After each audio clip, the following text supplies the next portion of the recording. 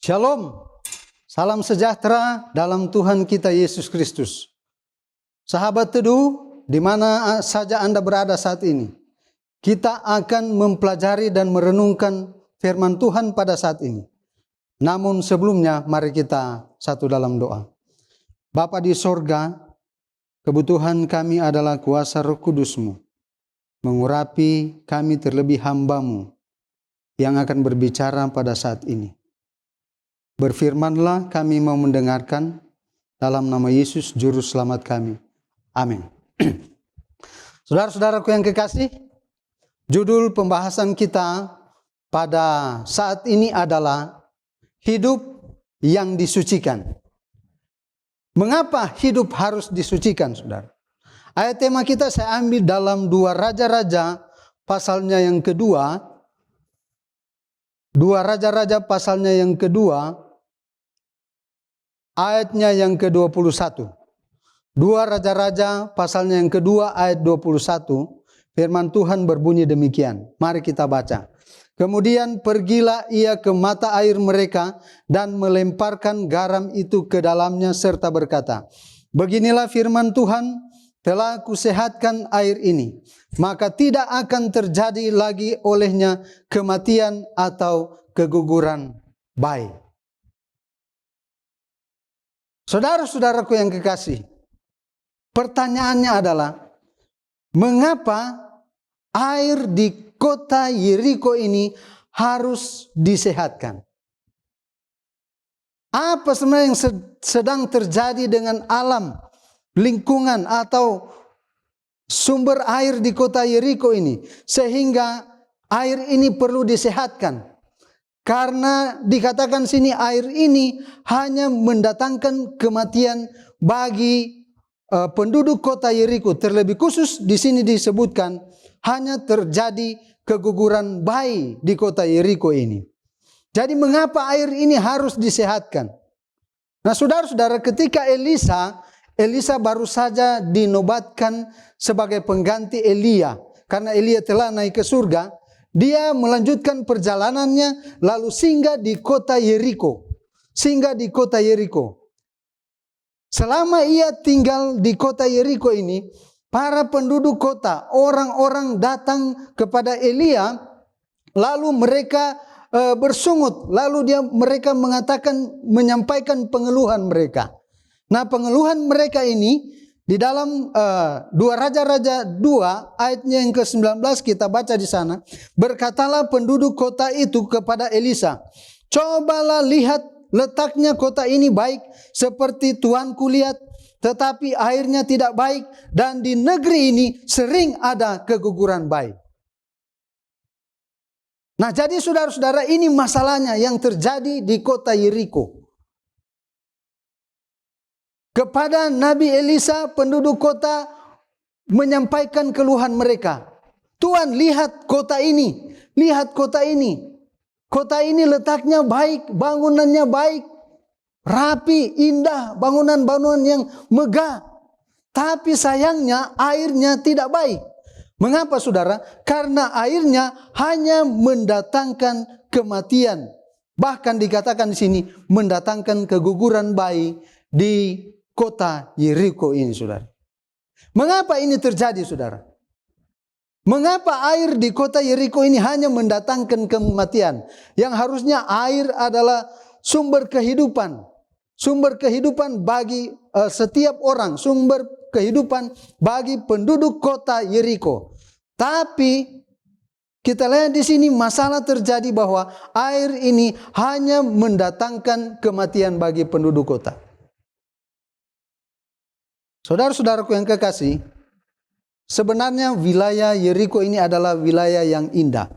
Air di wilayah Yeriko ini adalah air yang baik, air yang sehat.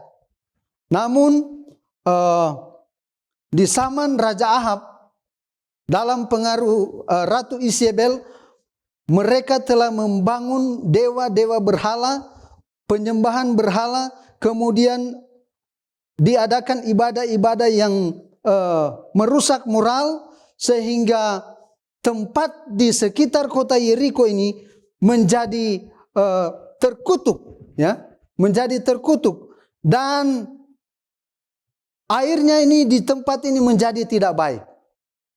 Karena penyembahan berhala yang telah dibuat oleh Raja Ahab dan Isabel, sehingga kota ini menjadi kota yang jahat, saudara. Dan akhirnya ketika Allah menyerahkan kota ini kepada bangsa Israel, Allah menyerahkan kota ini kepada bangsa Israel, kota ini dikalahkan, kota ini dihancurkan, berhala-berhala dihancurkan, saudara. Dan Yosua di dalam Yosua pasal 6, Yosua pasal 6 ayatnya yang ke-26, dia bersumpah, dia menyampaikan satu kutuk kepada kota Yeriko, saudara. Apa yang disampaikan oleh Yosua ini? Yosua pasal 6 ayat 26. Pada waktu itu bersumpahlah Yosua, katanya, terkutuklah di hadapan Tuhan orang yang bangkit untuk membangun kembali kota Yeriko ini. Dengan membayarkan nyawa anaknya yang sulung, ia akan meletakkan dasar kota itu. Dan dengan membayarkan nyawa anaknya yang bungsu, ia akan memasang pintu gerbangnya. Jadi saudara-saudara, melalui kutuk daripada Yosua ini, maka keadaan kota Yeriko ini menjadi keadaan yang terkutuk. Apa yang disampaikan Yosua itu terjadi, saudara. Mengapa? Di zaman Ahab, Raja Hiel di dalam satu Raja-Raja pasal 16 ayatnya yang ke-34, kita baca di sana. Satu Raja-Raja 16 ayatnya yang ke-34. Dikatakan di sana, pada zamannya itu Hiel orang Betel membangun kembali Yeriko dengan membayarkan nyawa Abiram anaknya yang sulung, ia meletakkan dasar kota itu, dan dengan membayarkan nyawa Segub anaknya yang bungsu, ia memasang pintu gerbangnya sesuai dengan firman Tuhan yang diucapkannya dengan perantaraan Yosua bin Nun. Jadi nubuatan yang disampaikan oleh Yosua ketika dia mengutuk kota Yeriko terjadi di zaman Raja Hiel. Di mana ketika Raja Hiel membangun kembali kota Yeriko ini, dia mengorbankan anaknya yang sulung dan anaknya yang bungsu, saudara-saudara yang kasih. Dan apa yang terjadi? Ketika mereka membangun kota ini, berhala-berhala kembali dibangun. Penyembahan-penyembahan berhala kembali dibangun di kota ini. Di mana tindakan-tindakan moral yang tidak baik, asusila yang tidak baik terjadi dalam peribadatan untuk menyembah berhala-berhala yang ada di kota Yeriko ini. Sehingga kutuk ini pun berlanjut terus sehingga penduduk yang ada di kota Yeriko ini mendapat imbas, ya, pengaruh daripada kutuk yang disampaikan oleh Yosua. Sampai di zaman Elisa ini, kutuk itu masih berlanjut, saudara. Oleh sebab itu ketika Elisa singgah di kota Yeriko, penduduk kota ini mereka mengeluh kepada Elisa. Tuhan, lihat kota ini baik, ya, bangunannya baik, saudara, megah, indah, tapi sayangnya air di tempat ini, di kota ini tidak baik. Hanya mendatangkan kematian, hanya menyebabkan keguguran bayi di kota Yeriko ini. Luar biasa, saudara-saudara, apa yang terjadi di kota Yeriko ini. Nah, Elisa mendengar keluhan daripada penduduk kota Yeriko ini. Dia pun prihatin dengan keadaan yang sedang terjadi. Masalah yang sedang dihadapi di kota Yeriko ini, saudara. Apa respons daripada Nabi Elisa ketika dia mendengarkan keluhan daripada penduduk kota Yeriko? Kita baca di dalam 2 Raja-Raja 2 ayatnya yang ke-20. Jawabnya, ambillah sebuah pinggan baru bagiku dan taruhlah garam ke dalamnya. Maka mereka membawa pinggan itu kepadanya. Lihat, saudara. Jadi untuk memberikan solusi bagi masalah yang sedang dihadapi oleh penduduk kota Yeriko, maka Elisa mengatakan, coba ambil pinggan baru. ya, pinggan atau baskom yang baru. Kemudian ambil garam, lalu bawalah, ya, bawalah itu kepada saya. Dan benar, mereka ambil pinggan yang baru, kemudian garam, lalu mereka bawa kepada Nabi Elisa. Setelah Nabi Elisa menerima akan pinggan yang baru dan garam ini, di ayatnya yang ayat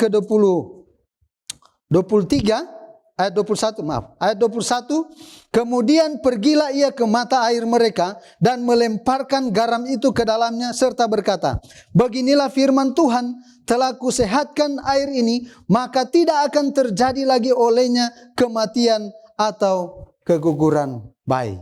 Luar biasa, saudara. Jadi ketika Elia mengambil pinggan baru dan garam itu, dia langsung datang ke sumber mata air di kota Yeriko itu, lalu dia lemparkan, dia taruh garam itu ke air tersebut, ke sumber mata air tersebut. Nah, saudara-saudara, pertanyaannya, mengapa dia menaruh garam itu di sumber mata air? Kenapa dia tidak melemparkan air itu di sungai yang besar, di tempat banyak air, saudara? Kenapa harus di mata air? Kenapa tidak di kolam yang besar, di mana air berkumpul lebih banyak? Ya. Kenapa harus di sumber air, saudara? Tujuannya adalah supaya ketika dia taruh di sumber mata air, maka air itu akan terus mengalir dan menetralisir akan air sungai tersebut, dan dia sampai kumpulan air yang lebih banyak, saudara. Maka air itu pun disehatkan. Luar biasa, saudara. Saudara, mengapa ini terjadi? Ya, dan dikatakan bahwa telah kusehatkan sesuai dengan pertolongan Tuhan. Sesuai dengan pertolongan Tuhan, maka air di kota itu telah disehatkan. Jadi ini bukan karena kehebatan Elisa, bukan karena kekuatannya yang dia miliki, tetapi ini karena pertolongan Tuhan, tindakan Tuhan untuk menunjukkan kebesaran dan kasih karunia Allah bagi penduduk kota Yeriko. Sebenarnya penduduk kota Yeriko ini tidak layak mendapatkan belas kasihan, saudara. Karena sesuai dengan kutuk yang disampaikan oleh Yosua, bahwa mereka yang membangun kembali kota Yeriko ini akan apa? Akan membayarkan nyawa anak-anaknya, saudara. Jadi kutuk itu masih berlangsung sampai zaman itu. Sehingga orang-orang penduduk kota Yeriko ini masih menerima imbas efek daripada kutuk yang disampaikan oleh Yosua itu. Tapi akhirnya Nabi Elisa datang, dan dengan pertolongan Tuhan, maka air di kota Yeriko itu pun disehatkan kembali. Jadi luar biasa kasih karunia Tuhan bagi penduduk kota Yeriko ini. Nah, saudara-saudaraku yang kekasih, ada pelajaran yang penting daripada pinggan yang baru dan garam yang diletakkan di sumber mata air itu. Garam, saudara. Di dalam Matius 5 ayat 13, Yesus berkata, kamu adalah garam dunia. Jika garam itu menjadi tawar, dengan apakah dia diasinkan selain dibuang dan diinjak orang? Ya, saudara. Garam, saya dan saudara adalah garam. Di tempat di mana kita berada mungkin telah tercemar dengan dosa dan kejahatan. Moral yang tidak baik, pikiran-pikiran yang tidak baik. Kita dikelilingi oleh suasana yang tidak baik, suasana dunia yang jahat.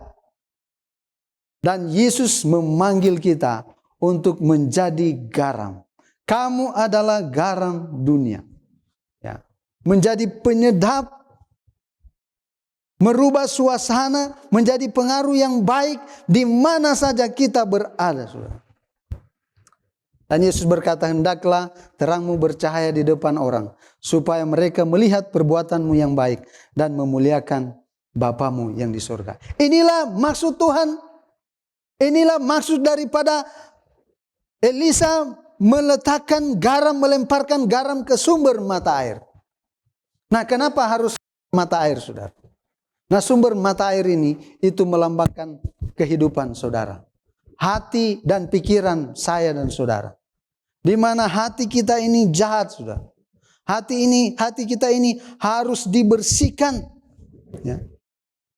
Dan hanya oleh kasih karunia Allah bagi saya dan saudara, hanya oleh kasih karunia Allah bagi penduduk kota Yeriko, sehingga air di tempat itu dibersihkan. Hati kita harus dibersihkan. Hati kita harus disucikan. Allah yang menerbitkan matahari bagi orang yang benar dan menerbitkan matahari bagi orang yang tidak benar. Allah yang menurunkan hujan bagi orang yang benar. Allah juga yang menurunkan hujan bagi orang yang tidak benar. Allah yang sama juga yang mengasihi saya dan saudara, memberikan kasih karunia yang begitu besar, kesempatan untuk menikmati kehidupan. Oleh sebab itu, hati kita harus dibersihkan. Ya.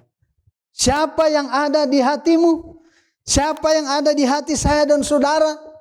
Suami, istri, atau siapa? Siapa yang harus ada di hati kita? Yesus berkata, tinggallah di dalam aku dan aku di dalam kamu, supaya kamu akan berbuah. Jagalah hatimu dengan segala kewaspadaan, karena dari situlah terpancar kehidupan. Lihat saudara, hati kita ini harus dijaga dengan sebaik-baiknya. Hati kita ini tidak boleh dikosongkan. Hati kita ini harus ada yang mengisi. Dan yang mengisi itu adalah Yesus sendiri. Saudara-saudaraku yang kekasih, pada saat ini kita sangat diberkati oleh firman ini, saudara-saudara. Jadi ada maksud Tuhan ketika Dia menyehatkan air di kota Yeriko ini. Saya dan saudara ini perlu disucikan. Kehidupan kita ini perlu disucikan. Perlu dibersihkan supaya kita menjadi sehat secara jasmani dan sehat secara rohani. Maukah saya dan saudara dibersihkan? Maukah saya dan saudara disucikan? Mintalah Yesus untuk tinggal di dalam hatimu. Yesus sedang berdiri di pintu hati saya dan saudara. Dia sedang mengetuk. Dia berkata, lihat aku berdiri di muka pintu dan mengetuk. Barang siapa yang membukakan pintu, aku akan masuk dan makan bersama-sama dengan dia. Maukah saudara-saudara diberkati oleh Tuhan? Maukah saudara-saudara diperbaharui oleh Tuhan?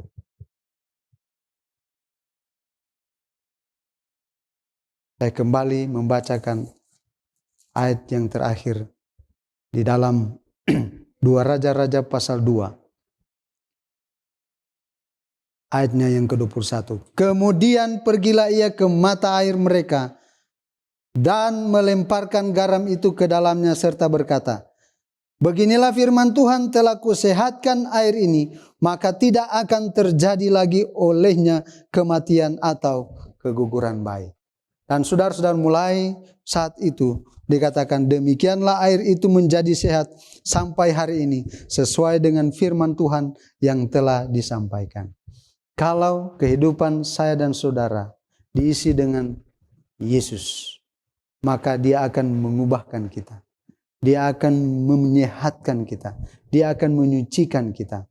Dan Dia akan memberkati kita. Sehingga kita menjadi alat-alat Tuhan yang ampuh di dalam pekerjaan. Tuhan memberkati kita semua. Mari kita berdoa. Bapa di sorga, terima kasih karena Engkau memberkati kami di saat ini. Firman Tuhan yang begitu baik boleh mengubah kehidupan kami, menyucikan hati dan pikiran kami, sehingga kami boleh layak di hadapan Tuhan, layak menjadi alat-alat-Mu di dalam pekerjaan. Terima kasih Bapa, terima kasih. Inilah doa kami, sempurnakan doa ini di dalam nama Yesus Juru Selamat dan Penebus kami. Amin.